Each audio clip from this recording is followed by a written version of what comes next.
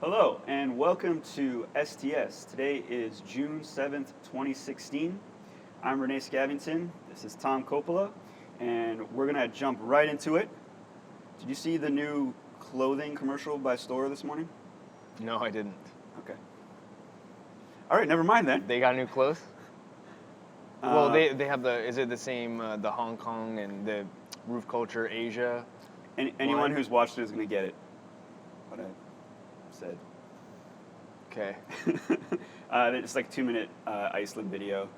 Oh, okay. Where it's just shots of Iceland and silhouettes of flips and swimming and giggling and laughing and traveling okay. the world.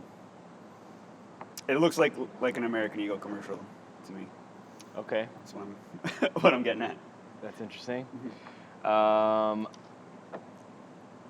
Moving on. Yeah, I don't know where I was going with that. I don't know where you're going with off that the chance that you woke up and watched it like I did. But no, usually I don't. Why would you? Usually I don't. Usually I don't. The first thing in the morning isn't to watch a new story video.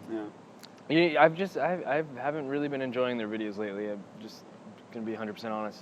Just yeah, you probably wouldn't enjoy this one. It's like I said. I described what it is. It's beautiful, beautiful shots of Iceland. Very little parkour. What I have been enjoying from Storror is Callum. Yeah, but he wasn't there. He's not in that video. But that's what I mean. He's training and he's competing in competitions, and I think that's the coolest. That's what like they should be really supporting is that side of things. I like seeing the training and the athletic side of things, and not wasting their time. Like, whoa! I don't want to say wasting their time. Well, they're not wasting their time. They're having a good time. But it's the funny thing with Storror though too, is they're not like Storror freerunning or Storror parkour. They're still Storror blog, so really they can be whatever they want to be. No, that's absolutely true. I get really, I don't know. I've been really jaded with their stuff lately. It hasn't been enjoyable for me to watch, and I don't like their clothing. Their new line. It's like I'm not gonna buy some. It's like when people get like tattoos of like Japanese lettering.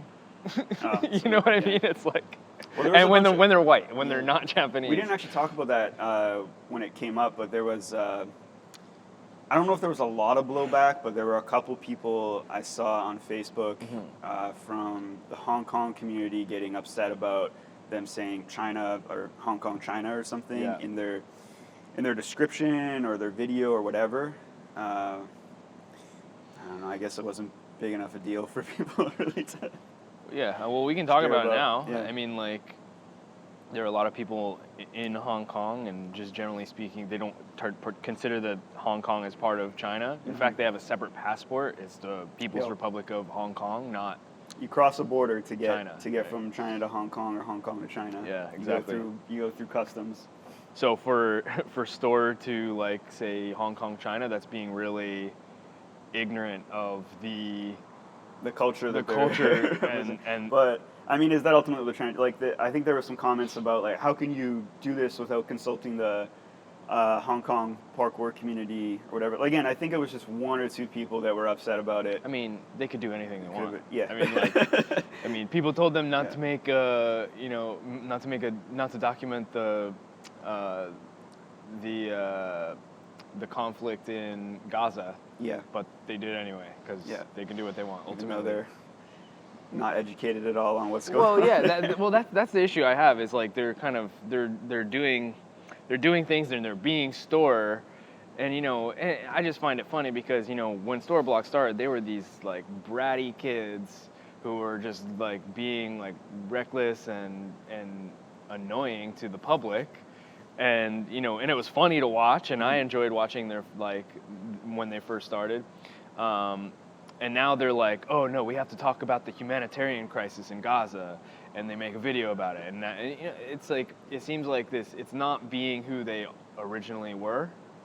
And I mean, they're growing up. You can they're not kids you anymore. can absolutely grow up, and you can grow out of that phase, but I don't know now I feel like a disconnect now with Storror. Like when before it was like really entertaining. Now it's just kind of like I don't really want to watch some young uneducated Brits talk about the conflict in Gaza because like what do they really know about? You'd rather watch someone that actually knows about Yeah, what's going on there. I'd rather watch a real documentary on it, right? Like, Yeah.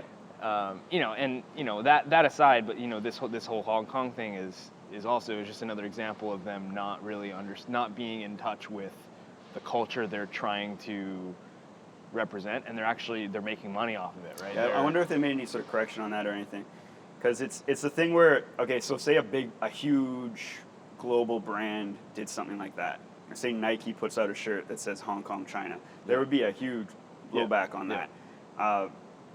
Storror blog, they exist in the world of parkour a little bit, maybe outside of it, but only parkour people are buying their clothing. And parkour isn't big enough. Yeah. Anyway, That's why we don't hear. That's why there is no real news in parkour. There is no, there is no media. There is no real media reporting what's. There's not. Like if you look at other because there's not, the companies aren't big enough. The organizations aren't big enough. I mean, it's like Storror is a company. Yeah. Tempest is a company. Origins is a company. And in other sports, when there's companies that own teams or whatever, or clothing lines or whatever, there's media about it. There's press that comes out. But because parkour is still so small, we don't get that. So people just don't care for the most part. I think. I think like a comment like that will go up on Facebook where someone will be outraged that Storror did this. I mean, there's the issue with some of the sponsor choices of Jessica Flair and Corey DeMeyers before. People will put out stuff like that, being outraged about the image, but and then it'll blow off purely, really quick. Yeah, it's purely like Facebook posts and ranting and stuff, Yeah. right? It's not like real journalism, right? I mean, we're getting into the era where like people are starting to think about like, oh, like there's potential for journalism, Giles had his show. Right, that's journalistic, like to some degree. Well, he's reporting on the videos. He's reporting on videos, and he's reporting on community events and jams and things like that. Like just, but he's not. But it's all positive, right? And then, not that any kind of journalism has to be necessarily negative, but it doesn't ever feel balanced. And same thing with Move Back, right? I've talked to you about this before. I feel like some of the stuff they do, it's just all like positively representing like the things that they're reporting on, and it's like it almost comes off as like they're selling whatever that company that they're representing is. They're helping their marketing, which is that's fine if that's what they're doing right now, is they're just making good connections and developing that. But that to me isn't real journalism yet. Maybe it will be in the future. Maybe they'll get more critical and they'll be more balanced. And I'm not pretending that we're actually journalists, but at least we're like being critical, and we're not saying like everything is positive in the world. Yeah. Well, journalism is about facts, and I think that's what makes us not journalists. We don't speak facts. We don't know what we're talking about. No, we're talking about our impression of things and just it's opinion-based show. We're talking. We're opinion. This is totally biased. Everything we say is biased. Yeah. Talked about last week. We were talking about just competitive organizations and competitive events. Not talking about parkour competition specifically, but someone putting out the same thing. Like I think we're talking about coaching last week. Yeah. So someone putting out coaching products, which by the way seems to have blown up. I've seen at least 3 other athletes on Facebook in the last week say that they're doing online coaching now. So that's going to get oversaturated real quick and lose its value. Anyway. Well, and the cream will rise to the top, I think, and eventually, like the people who are good both on the coaching side and the marketing side will kind of rise to the top, and at least hopefully. Anyway, moving on.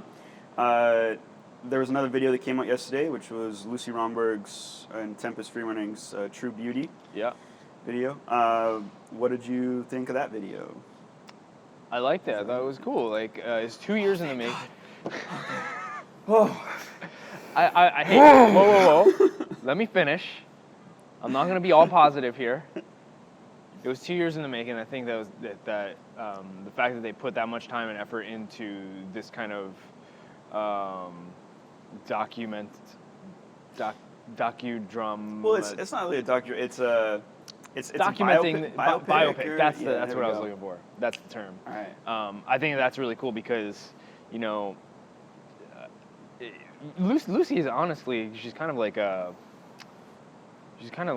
this mysterious figure almost. I see her as this mysterious figure. She's just like this crazy athletic, like awesome Do you mean female because she's athlete. quiet for the most part? Yeah, Or- she's not like she's not like Jesse LaFleur. Like Jesse LaFleur is like always like constantly pushing Yeah, marketing. he's out there talking. He's out talking. there commenting You all the almost time, feel yeah. like you get you can kind of figure Jesse out in some Yeah. way. Like It's in probably who because he she's is. training. Yeah, she's busy training or working as a stunt woman, right? Mhm, So, sure, yeah. you know, Jesse works as stunt man too, but Not as much. probably not as much. Lucy, I'm sure Lucy gets a lot of work, but yeah, I think that's really cool. They spent 2 years on it, which is an incredible amount of time to put into a project like this. Yeah, I think it shows. Yeah. I was pretty blown away by the actual production of it, particularly that scene where we've already seen it, but the scene where it's a bunch of copies of her going. I'm sure that was quite a bit of work to set up. That was really cool, and I'm almost upset that they released that as a trailer. Yeah, it would have been a nice. It would have been a surprise. cool surprise, but I get it. You know, you want people to watch it, so you put out like the really cool thing. Mm-hmm. But I thought that was actually probably the best like action sequence of it. And then the second best was like I thought it was a really cool idea was when she was doing the tumbling on the table with all the food on it. Yeah. I thought that was really cool, like because it was just because really she, you know, I don't know if this is like fully true, but she basically credits parkour free running to the reason why she was able to overcome her bulimia, and it's just like really like almost it's a really cool I can't find the words for it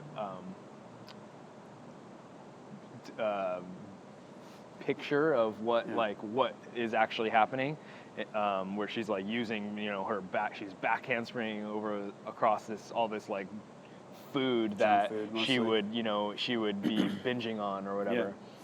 So I think that was really cool. I think it's cool that she told that story because it's an important story to tell, especially for young women in sport in general, because that's that is an issue. And I wonder if they didn't get into this, and I almost because she used to do gymnastics. Mm-hmm. There's quite a bit of body image. Yes. In gymnastics, quite a lot. Like if you look at, I mean, you got some of the Olympians that are stocky girls. You know, they're pretty like bulky, stocky girls, and then you got what is there like Nastia something or other, who's basically kind of has the figure of a runway model to some degree. She's super thin, and I'm sure that's a big thing in women's gymnastics is body image, and that doesn't exist in the world of parkour and free running. It's well, yeah. It's. I mean, I can't say it hasn't happened yet. You know, maybe a little bit for me to say that, but it doesn't. I don't think it's as apparent as in gymnastics for sure. Right. I mean, gymnastics is definitely more apparent, but it's larger society kind of issues. You know, like it's only in the West that such high numbers of women are bulimic and anorexic, right? You don't find that in other in cultures, like indigenous cultures especially. So yeah, it's really, really kind of unfortunate scenario that we live in with that, but I think it's really cool that she told that story, and that's that's my take on it. That's my take on True Beauty. But here's the but. I actually don't feel like having watched it. It was like 10 minutes long, right? I actually don't feel it's 8 like minutes and then credits. Yeah. So I actually don't feel like I learned enough about her. Yeah, I felt the same way. Yeah. Well, because we're just talking now about, how did free running take that all away? It was just kind of, then I found it's really, and I mean I don't expect athletes in any sport to tell their whole story, to get super personal, and maybe that was enough. Maybe that was just a turning point. It's very symbolic, and maybe just being symbolic and simple was enough for that. But I did kind of want more of the story once we got into it a little bit. Yeah. No, that's exactly my experience. Is I wanted to, and I was expecting because it was such a project that took so long to produce. I was expecting that it was going to be longer. I thought it would be longer than 8 minutes or whatever. I thought it was going to be like a half-hour watch, of, her telling her story and like really almost, getting more personal and kind of starting to like get to know who Luci Romberg actually is. I bet you there's footage. I bet you it's more extensive. They probably cut it down because let's face it, most people don't. Really, I mean, who's their target? Probably they want teenage girls watching that. Ultimately, I think that's who she wants to inspire the most, right? Mm-hmm. Is younger women who, that's when she had a problem, right? Yeah. So. But I feel like if you make it more personal, like you not only get to know who you start to get to know who she is, and then you find out about her disorder, and then how she overcame it, and then there's this whole story, this process, that I think that's a stronger message, right? Because then you connect with this character on a stronger level, and then you see her overcome. And it's this really powerful. I think that's a powerful message. But so that's my only criticism of it, is I wish it was longer, and I wish I told more of a story of. I wanted to know more. I wanted to like almost like feel like coming out of it, I had a better idea of who Luci Romberg was. So. Yeah, maybe she'll write a book or something.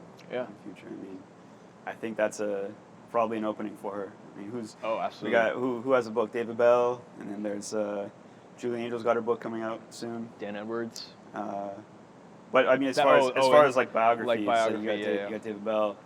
There's no one else really in parkour, but I feel like she's made a big enough mark on the sport that people would want to hear that whole story eventually. So if she wants to share, but like I said, I don't expect that from anyone really. Yeah, it's just that we kind of already started.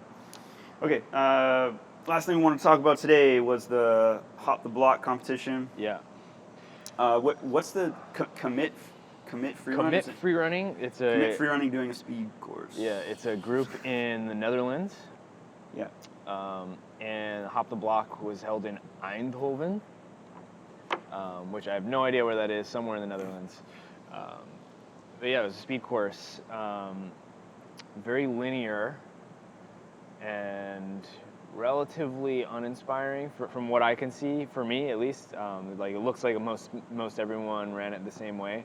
But yeah, what's your take on it? Yeah, well, you know my take. But I think it's funny because it was Eric Rubin from San Francisco area. He kind of posted one of the clips, and then I think tagged me and you and a couple other people that design speed courses or events, and was just kind of opening the topic of, this is a very, I think he used the term prescribed course, like prescribed route, you have to go this way. Yeah. And it is, because it was almost like, you can think of that course as being two-dimensional.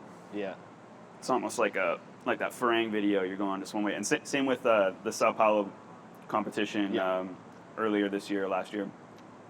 Very two-dimensional, scaffolding and platform course, right? There's only so much you can do with just scaffolding and platforms, right? Yeah.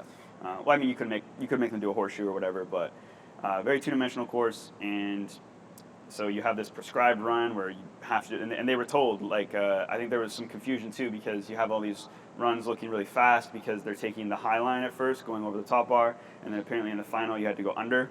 Yeah. Which is actually less exciting, so that was an interesting choice. Apparently it was open to everyone to compete in. Okay, so it you wasn't. got a bunch of, I don't think it was an invitational thing. It was open to everyone, and then I don't know if there were separate courses, but basically the semifinal and the final had the same course, at least like start and finish, and then there was just a different rule applied to the final where you had to go under that bar. Anyway, it's a conversation we have all the time. Prescribed versus open, I think, is what I don't know what terminology we would use, but sure. Does that make sense? Prescribed versus open. Like prescribed, you have to do it this way, versus open-ended. Here's some checkpoints, and you just have to. There's a couple different ways you could do it, and we're not going to tell you how. And our standpoint has always been, we've done prescribed. We've done some earlier prescribed ones where it's like there's tons of restrictions, like ground is lava. You can't touch this. You can't use this. And people, the funny thing about prescribed is people end up cheating. People end up finding ways to go against whatever you imagine as a course designer to make it. Yeah. So it's almost like you may as well have left it open anyways. Never underestimate the athletes. They will always find a way. And did you watch the? So there was a video. Pedro Salgado posted it. It was a video with the comparison final run of first, second, and third. So it was Justin Sheffer, Pedro Salgado, and Callum Powell. But was it Justin taking the under bar All route, of them or? did. Okay, all of them did. It's okay. the final run. No, I didn't see that yet. Yeah, it's so it was really cool. So Justin. No, I was watching Storror's video this morning. You didn't. Yeah, see, I see, because I don't care about that. I care about the competition. Like, that's what I care about. This morning. Yeah, I watched it this morning because it was released this morning. On Instagram or what? No, it's on Facebook. I was on Facebook this morning. Are you following Pedro Salgado? Yeah. All right. Well, I don't know. I don't know what to tell you then. Okay, so I thought it was really interesting. I paused and played it just to break down the differences. So it's really interesting because you see Justin Sheffer's run, and he does this bounce back to underbar down to the ground, and then he runs and pop vaults up, right? Mm-hmm. Both Callum and Pedro bounce back straight into a lache pre, which was very, very much faster than Justin Sheffer's run. And somehow Justin ended up catching up. And there's a couple points along the way where I think made it possible for him to catch up and win. There was a second pop vault. So after the lache pre, there's a second pop vault. So Pedro, I didn't really pay too close attention to Callum's run because I was really interested in the first and second, what made the distinction there. So I was really focused on what Pedro and Justin did. So Pedro did a pop vault. So after the lache pre, he ran over, did a pop vault, and then did a step into a step vault down. If you watch Justin Sheffer, he just takes he pop vault and strides down. So he he skips the steps. So that striding was ended up being faster on that portion of the course than using a vault. Yeah. But it's really interesting because then there's striding gaps, and at this point Justin's catching up. And finally, towards the end of the run, where there's one more little pop, platform up, and then a descent, and that's where the finish is. Pedro strides up on top, and steps across, and then kind of takes a drop down, whereas Justin does a really quick step to step vault straight into an underbar. That's where he ended up totally just finishing it. He beat Pedro by 0.02 seconds. It's actually incredible seeing the how far ahead Pedro was after that lache pre, and then seeing Justin catch up so quickly at the end of it. It was really incredible to watch. To break it down. Was it incredible, even though you just said the whole course was boring and uninteresting too? No. The course is the course is boring. The actual back to the side to side. But when you watch the comparisons, you can see the subtle differences in the run. Now, what I'd rather see in speed courses is people taking completely different, almost completely different routes, and it was Pedro's course to lose. After that point, it looked like he should have won. But it's cool that. To me, it was cool that just the subtle changes in course, the way he ran the course after that point where he should have been out for the count because the lache pre was way faster. This is a contact sport where you knock someone out and they're out for the count. I'm using those terms. That's cool, man. But yeah, it was the fact that he can catch up like that was really surprising to me, because I thought once he went down, it was oh, there's no way you could possibly catch up to where Pedro is, but he did. But he beat him by 0.02 seconds. It was really close. Apparently, all the times were super close. And Endy's may have had the fastest time on that course. Yeah, but he tripped or something. But he ended up he didn't pass through the laser at the end, and so they let him run again, and then he tripped. And so he just didn't end up doing well. So I wonder if, all things considered, Endy's would have ended up coming in first. But I guess we'll never know. And that's kind of an issue with that's an issue that you end up running into with laser timers is like, well, you have to trip them, but you got to make sure that they're set up in a way that athletes can trip them. Like maybe he rolled under it, you know? yeah, Who knows? it's also like I think if that's the design of the course, it should be the athlete's responsibility because you could have the same issue with like a buzzer or something, like you got to touch and you miss it, you know, like you graze it or something and like, oh, you didn't press it hard enough or whatever, you know. Yeah, Sure. but so I mean, like, so watching them side by side, that's what I found really interesting. Mm-hmm. But watching them individually, I wasn't terribly interested in it. So it brings back to the idea of like the race parkour, Tandem the versus, tandem racing. So that's like, you know, that makes for a more exciting watch because you can watch them both complete the course at the same time. But I you know, I think that has its own problems because again, you tend to have to make the courses linear and identical and make sure each athlete has access to the same opportunity.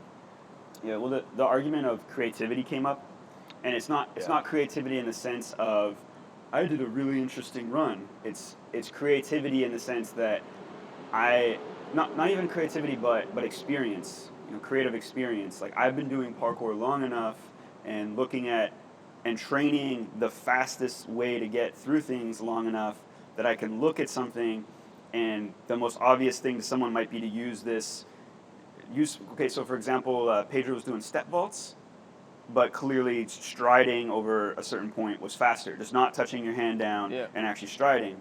But we're so conditioned from just the parkour videos, parkour media of doing moves instead of thinking of a line, right? Yeah. So we're so conditioned to doing thief vaults and step vaults and things like that, things that are prettier and flowy and, you know, keep you in line, but they're not necessarily the fastest means. And sometimes the fastest means can seem really boring at first because it's like, well, I'm not even touching anything. I'm just running and jumping. But it takes a creative eye, it takes experience, and that should be of interest. And this is also where I find flaw in the course design is, you know, I'd rather see people have to adapt more with like using more like different types of parkour skill than just be able to complete a course by striding all the way across, right?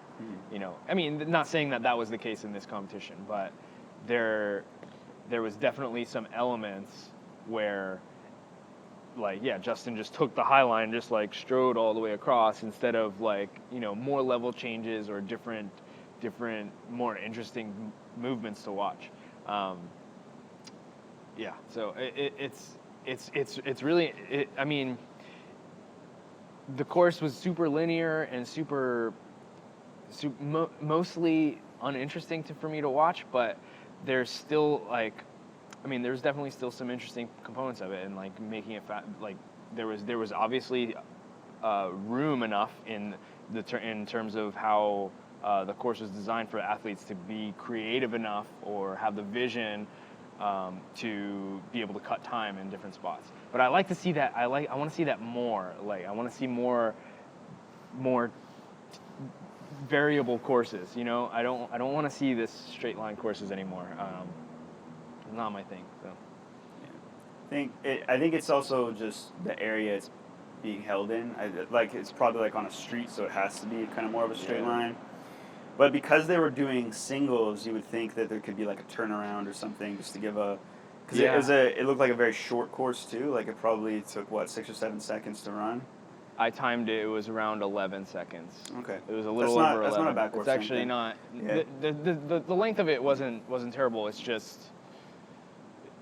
Yeah, it was just one point to another, and you know it's almost like I think Eric Rubin brought up, it was like almost like track and field style, right? Where it's like he said, prescribed, and you just run it one point to the other, really like in that way. Yeah, I think we were talking about when we first saw it, and we agreed that it looked like a course designed for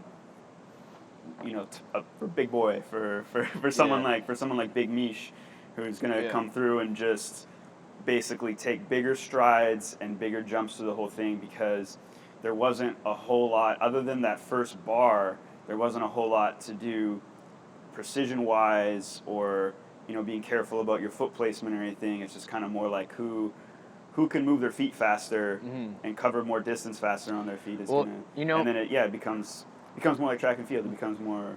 What you mentioned before about like, instead of, people are so caught up in the idea of like, oh, like I have to do like the parkour skills that I learned. It reminds me of Beast Coast. There was a particular like kind of turnaround point, and so many people were doing like basically a lazy vault over, but turning like having to turn back on themselves instead of using like a step vault, because that turn it's like a lack of understanding. We were straight up sitting having breakfast and cheering whenever someone did like a step vault. Instead of swinging their legs around. It's a lack of understanding of like vaulting theory, of like understanding like how certain vaults set you up for directional changes, and also like time point contacts. Like with a lazy vault, inherently is going to be slower than like a step vault or a Kong vault or a dash vault, because there's 2 time points on the same structure instead of like same time, right? So it's that was really frustrating to watch when we were watching Beast Coast, because it was like, no, don't do that move. That's the prettier move, but it's way slower. Even I don't even know if I would agree with that. Even I mean that's probably what's in their heads. They're like, I have to. It's smoother. I have to dash or lazy vault this. I can't. Step vault, that's a beginner move. Why would I step vault? But you know what? It's also part of what competition. It's pressure, and you don't really like. Especially with a lot of these people, they don't have.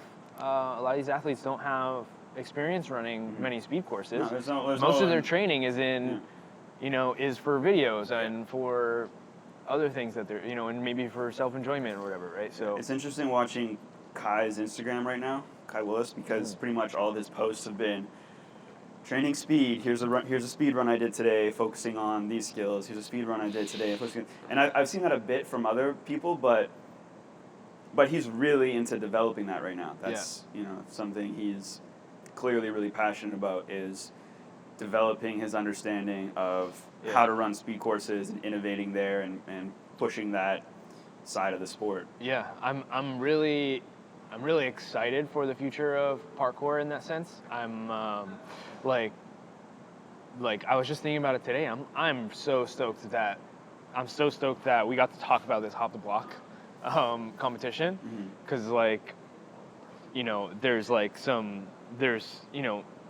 there was question, there was controversy, not really controversy, but there was question about like confusion about like, well, why are all these guys that did the high line ended up being slower than the guy that went under? When they first put out the clips. But it's because they posted the semifinal run, which allowed them to go on the high line, whereas they had to go under the bar for the final run. So I'm just so excited that we get to talk about this, and I'm so excited for the future of parkour with speed competition.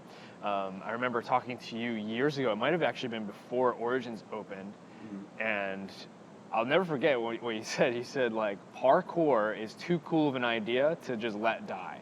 And what you meant by that was, the whole, around that time, it was just free running competitions, like freestyle competitions were just, that was the thing. And so many people were doing freestyle videos and stuff like that. It almost felt like parkour started to die in the parkour world, which didn't make any sense. And I remember you said, like, parkour, like that reach and escape idea is too cool of an idea to let die. And that's where speed course competition, came into fruition, at least in terms of when we started to develop it. It was like, no, we have to keep it alive through this means, right? And I think that really is the future of parkour. And this is another thing you said recently was it's going to open people's eyes to innovation in terms of technique. Yeah, we were talking about that yesterday, and that was part of the prescribed versus open competitions. When you leave it open, you allow athletes to innovate. As a course designer, it's like you mean to tell me, as a course designer, you know the best way to get over something, the best way to get under something, and that's just going to be it for like the rest of existence. That's not your job as a course designer. That's the athlete's job, right? They come up with the strategy. Yeah. Okay. Cool. I think that's good for today's episode. Yeah. Any final thoughts on anything we talked about today? No, I don't have any final thoughts other than I'm so happy that we're talking about speed course competition. I'm so happy about that. Yeah. Two episodes we got to talk about speak. Well, we're going to Boston next weekend. We are. Not this weekend. Next weekend. Yeah. So we'll get to talk about more. We're gonna design a speed course competition, as well as style and skill competition, which is cool. And we're gonna get to talk about it after, so it'll be good. Cool. Okay, guys. Hopefully we'll see you next week. If you're watching this, as always, please like it, share it with your friends if you enjoy what we're doing. Let us know how the audio is today. We've been experiencing some difficulties with the audio. We got these little mics on and everything, and it looks like we might have to buy some new ones. So please bear with us on any technical difficulties we're having. But as always, thanks for watching, and hope to see you guys next week. Drop the mic.